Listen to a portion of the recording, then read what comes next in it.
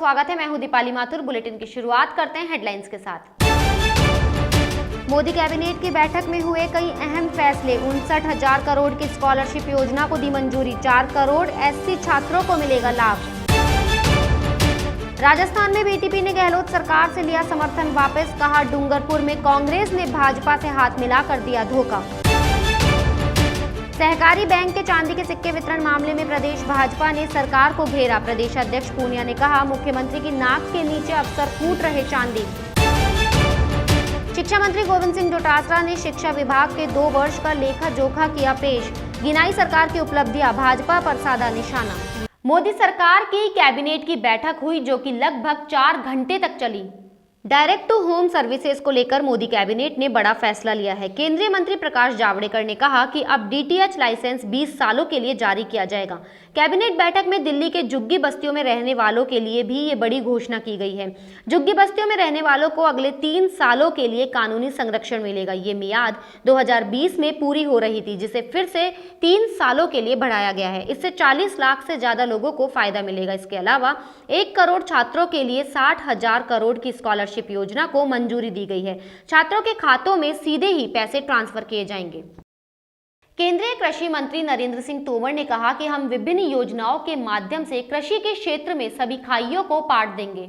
इससे किसानों को फायदा होगा और सुनिश्चित होगा कि उन्हें सही कीमत मिले। यहाँ तक कि कोविड-19 महामारी के दौरान भी हमने देखा कि खेती किसानी से संबंधित कार्यों पर कोई प्रभाव नहीं पड़ा। तोमर ने कहा कि मैं बैंकों का भी धन्यवाद देना चाहता हूँ, क्योंकि महामारी के दौरान वह किसान क्रेडिट कार्ड कवर के अंतर्गत 1 करोड़ से अधिक किसानों को लाए और पिछले 8 महीनों में किसानों को 1 लाख करोड़ रुपए दिए। जम्मू कश्मीर में डीडीसी चुनाव में गुपकार गठबंधन और भाजपा में कांटे की टक्कर देखने को मिली। डीडीसी चुनाव में भाजपा 74 सीटों पर जीत हासिल कर सबसे बड़ी पार्टी बनकर उभरी है। वहीं पार्टी की जीत से गदगद केंद्रीय मंत्री रविशंकर प्रसाद ने कहा कि घाटी में कमल खिल गया है।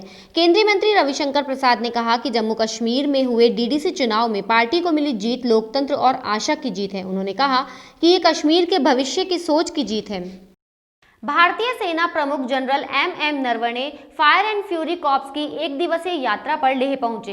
इस दौरान सेना प्रमुख ने फायर एंड फ्यूरी कॉर्प्स के रेचिन ला समेत अग्रिम मोर्चों का जायजा लिया। सेना प्रमुख नरवणे ने एलएसी की स्थिति का मूल्यांकन किया। उन्हें GOC, fire and fury corps और अन्य स्थानीय कमांडरों द्वारा सेना की परिचालन तैयारियों पर जानकारी दी गई। सेना ने इसकी जानकारी दी। सेना ने बताया कि सेना प्रमुख ने रेचिन लॉ में अग्रिम पंक्ति पर तैनात सैनिकों की स्थिति का निरीक्षण किया। पश्चिम बंगाल में अगले साल होने वाले विधानसभा चुनावों को लेकर सियासी व कानूनी तैयारियां शुरू हो चुकी हैं। वहीं राजनीतिक गलियारों में इस बात की चर्चा है कि राज्य में चुनावों के दौरान राजनीतिक हिंसा हो सकती है। इस आशंका के मद्देनजर सुप्रीम कोर्ट में एक याचिका दायर कर गुहार लगाई गई कि स्वतंत्र और निष्पक्ष चुनाव सुनिश्चित कराए जाए। याचिका में मांग की गई है कि राज्य में विपक्षी पार्टी के नेताओं की सुरक्षा भी सुनिश्चित की जाए। राजस्थान में बीटीपी ने आधिकारिक तौर पर कांग्रेस से समर्थन वापसी का ऐलान किया है। हालांकि बीटीपी के इस ऐलान के बाद सरकार पर इसका कोई असर नहीं पड़ने वाला है, लेकिन राजनीतिक हलकों में एक बार फिर चर्चा शुरू हो गई है। भारतीय ट्राइबल पार्टी के प्रदेश अध्यक्ष डॉक्टर वेलाराम घोगरा ने कांग्रेस पर वादाखिलाफी का आरोप लगाते हुए कहा कि जिला प्रमुख चुनावों में जिस तरह से कांग्रेस और भाजपा ने मिलकर बीटीपी को हराने का काम किया है, इसके बाद दोनों ही पार्टियों की मिलीभगत उजागर हो गई है। कांग्रेस की इस हरकत के बाद बीटीपी के दोनों विधायकों का कांग्रेस सरकार से समर्थन वापस लिया जा रहा है। राजस्थान राज्य सहकारी बैंक द्वारा जिला कलेक्टर को चांदी के सिक्के दिए जाने के मामले में प्रदेश भाजपा ने सरकार को आड़े हाथों लिया है। भाजपा नेताओं ने सरकार की कार्यशैली पर सवाल उठाते हुए निशाना साधा है। भाजपा प्रदेश अध्यक्ष डॉक्टर सतीश पूनिया ने कहा, प्रदेश के लोग कोविड-19 के इलाज और राशन के लिए तरस रहे हैं, जबकि मुख्यमंत्री की नाक के नीचे अफसर चांदी कूट रहे हैं। वहीं वरिष्ठ नेता और विधानसभा में उपनेता प्रतिपक्ष राजेंद्र राठौड़ ने भी इस मामले पर सरकार को घेरा है।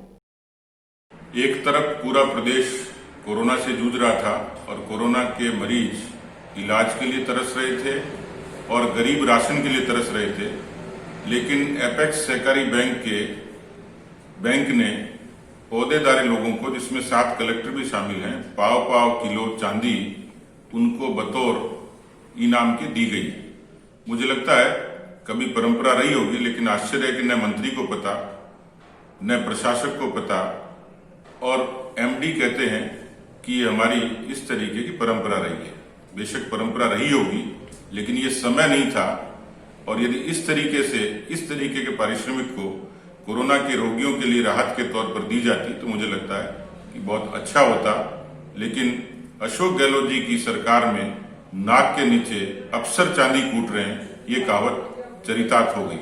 भाजपा प्रदेश मुख्य प्रवक्ता रामलाल शर्मा ने सरकारी स्कूलों में पोषाहार बनाने वाली महिलाओं को मानदेय नहीं मिलने पर सरकार को आड़े हाथों लिया है। विधायक रामलाल शर्मा ने कहा कि राजस्थान में लगभग 66,000 से अधिक स्कूल हैं। स्कूलों के अंदर पोषाहार बनाने व खाना बनाने के लिए लगभग 1,09,992 महिलाएं काम कर रही हैं। अगस्त के बाद इन महिलाओं को मानदेय नहीं दिया जा रहा है। विधायक शर्मा ने कहा कि पोषाहार बनाने वाली महिलाओं को 1,320 रुपए मानदेय दिया जाता है। राजस्थान की सरकार को कम से कम ऐसे संवेदनशील विषयों के प्रति गंभीर रहना चाहिए। विधायक रामलाल शर्मा ने कहा कि राजस्थान की सरकार संवेदनशीलता का परिचय देते हुए इन महिलाओं के मानदेय को तुरंत जारी करे ताकि इनके परिवार में भी खुशहाली आ सके। राजस्थान में लगभग 66,000 से अधिक स्कूल हैं और उन स्कूलों के अंदर पोषाहार बनाने के लिए, खाना बनाने के लिए लगभग 1,09,992 महिलाएं काम कर रही है और लगभग अगस्त के बाद इनको मानदेय नहीं दिया जा रहा, जो 1,320 रुपये इनको दिया जाता है। मेरे ख्याल से राजस्थान की सरकार कम से कम ऐसे संवेदनशील विषयों के प्रति तो, जहां एक और कोविड की लड़ाई चल रही है और जहां जिनके पास रोजगार था वो रोजगार विहीन हो रहे हैं, उसी तरीके से इन महिलाओं को भी मानदेय समय पर नहीं मिलना एक तरीके से इनकी भावनाओं के ऊपर कुठाराघात है। मैं चाहूंगा कि राजस्थान की सरकार एक संवेदनशीलता का परिचय देते हुए इन महिलाओं को मानदेय तुरंत जारी करे ताकि इनके परिवार के अंदर भी खुशहाली आ सके। जयपुर के स्वास्थ्य भवन में पीसीपीएनडीटी की राज्य पर्यवेक्षण बोर्ड की बैठक हुई। बैठक को संबोधित करते हुए चिकित्सा मंत्री डॉक्टर रघु शर्मा ने कहा कि प्रदेश में बालिका लिंग अनुपात को बढ़ाने के लिए व्यापक स्तर पर अभियान चलाया जाएगा। इससे प्रदेश भर की सोनोग्राफी सेंटर्स की जांच की जाएगी। उन्होंने कहा कि प्रदेश में डिकॉय ऑपरेशंस में गति लाई जाएगी ताकि जन्म से पहले अवैध भ्रूण लिंग जाँच पर रोक लगाई जा सके। उन्होंने कहा कि लिंग अनुपात बढ़ाने के लिए चिकित्सकों को 6 महीने का सोनोग्राफी व संबंधित विधा का प्रशिक्षण देकर फील्ड संबंधित नियोजित किया जाएगा। राजस्थान में जब से ये एक्ट बना है, कन्या भ्रूण हत्या को रोकने के पर्पज से बना था और हम लोग बराबर 3 महीने में इसकी मीटिंग करते हैं। कुछ जो हमारे मेंबर्स हैं उनके सुझाव जो आते हैं, हमारी चर्चा में भी जो बिंदु आते हैं उनके ऊपर निर्णय भी लेते हैं। अभी जैसा अपराधी जो हमारे ज़िले हैं जो पड़ोसी राज्यों से लगे हुए हैं, तो इंटर स्टेट जो मीटिंग है वो भी हमारी टाइमली हो जाए ताकि अपराध चाहे हमारे राज्य का दूसरे राज्य में जाके करे या दूसरे राज्य का हमारे राज्य में आके करे, उस पर प्रभावी नियंत्रण लगे। डिकॉय हमारे हों, हमारा जो इंफॉर्मेशन सिस्टम है। राजस्थान सरकार और शिक्षा मंत्री के तौर पर 2 साल पूरे होने पर शिक्षा मंत्री गोविंद सिंह डोटासरा ने प्रेस कॉन्फ्रेंस की। शिक्षा मंत्री ने 2 साल का लेखा जोखा प्रस्तुत किया। शिक्षा संकुल में हुई प्रेस वार्ता में शिक्षा विभाग की 2 साल की उपलब्धियों पर पुस्तक होनहार राजस्थान का विमोचन किया गया। पुस्तक के अंदर शिक्षा विभाग की 2 साल की उपलब्धियां शामिल है। वहीं शिक्षा विभाग की उपलब्धियों को लेकर शिक्षा मंत्री ने एक वीडियो जारी किया है। उन्होंने कहा कि शहीदों के नाम स्कूलों में नामांकन बढ़ा है। उन्होंने कहा कि सरकारी स्कूलों के परिणाम अच्छे रहे। कोरोना काल में स्कूलों में ऑनलाइन पढ़ाई कराई जा रही है। मुख्यमंत्री अशोक गहलोत के आदेश के बाद गृह विभाग ने आदेश जारी कर नववर्ष पर किसी भी समारोह और आतिशबाजी पर रोक लगा दी है। गृह विभाग की ओर से जारी आदेश के अनुसार 1 लाख से अधिक आबादी वाले शहरों में नववर्ष की पूर्व संध्या रात्रि 8 बजे से नववर्ष की पूर्व सुबह 6 बजे तक रात्रि कर्फ्यू लगा रहेगा। इन क्षेत्रों में शाम 7 बजे से बाजार बंद करने के निर्देश भी दिए गए हैं। गृह विभाग के आदेश में सुप्रीम कोर्ट के उन आदेशों का भी हवाला दिया जिसमें कोरोना से बचने के लिए जारी गाइडलाइनों की सख्ती से पालना करने के लिए कहा है।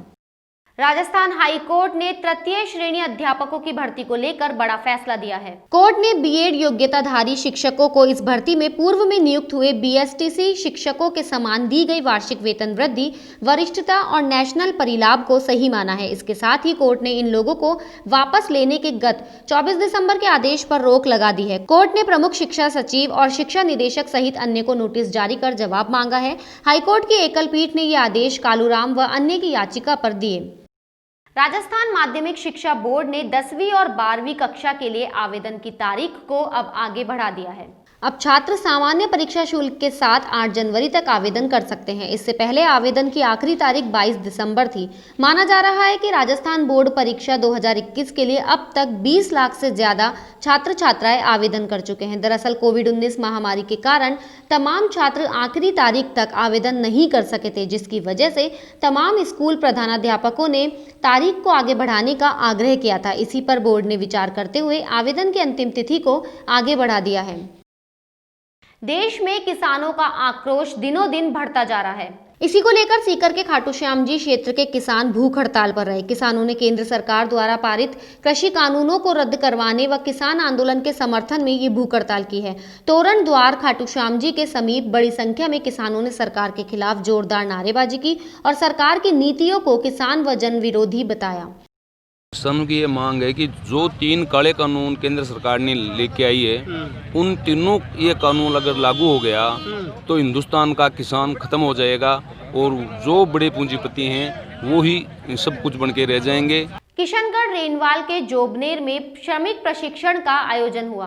राहुल बाल विद्या मंदिर माध्यमिक विद्यालय माचरखानी में ये कार्यक्रम हुआ। इस कार्यक्रम का संचालन श्रमिक विभाग के क्षेत्रीय जिला शिक्षा अधिकारी डॉक्टर पंकज रस्तोगी ने किया। कार्यक्रम में बताया कि ITI क्षेत्र से जुड़कर स्किल ट्रेनिंग से महिलाएं अपना जीवन बदल सकती है। कार्यक्रम में राजस्थान और भारत सरकार श्रम मंत्रालय की विभिन्न प्रकार की योजनाओं के बारे में बताया गया। बुलेटिन में फिलहाल इतना ही। अगर आपको हमारा वीडियो पसंद आया हो तो हमारे चैनल को लाइक, शेयर और सब्सक्राइब जरूर करें।